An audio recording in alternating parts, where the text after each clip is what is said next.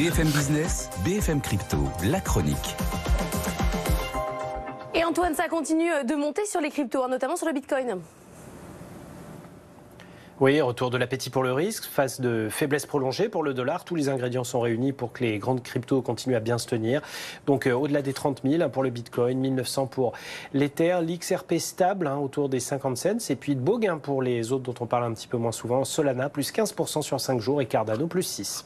Antoine, un mot de l'XRP. Son écosystème Ripple pourrait à l'avenir administrer une première crypto-monnaie d'État. C'est au Monténégro.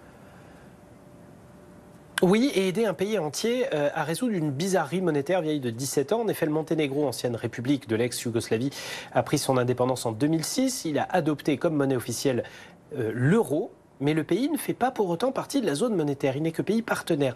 Du coup, le Monténégro a une banque centrale à lui, mais qui utilise l'euro, un statut un petit peu baroque, mais partagé aussi avec le Kosovo, qui est dans le même cas, et quelques autres tout petits pays, le Vatican, Saint-Marin, Monaco et Andorre. Et donc, le Monténégro a décidé de sortir de cette bizarrerie originelle via la solution crypto, en se disant, plutôt que d'y mettre à marche forcée notre système bancaire et financier avec tout à faire, pourquoi pas faire appel à ceux qui savent. Et le pays a signé donc un partenariat avec Ripple, la société qui gère la crypto XRP, pour mener une grande étude de faisabilité, sécurité des transactions, protection des données, remise à niveau, généralisation des systèmes de paiement numérique. Mais le but ultime, c'est de créer une crypto-monnaie ou une stablecoin d'État au Monténégro afin de faciliter l'accès de la population aux services financiers, désenclaver aussi un peu le pays de son statut un peu complexe. Si ça se fait via la crypto-finance, ce serait un cas d'école, un premier particulièrement intéressant. Merci Antoine. Christophe,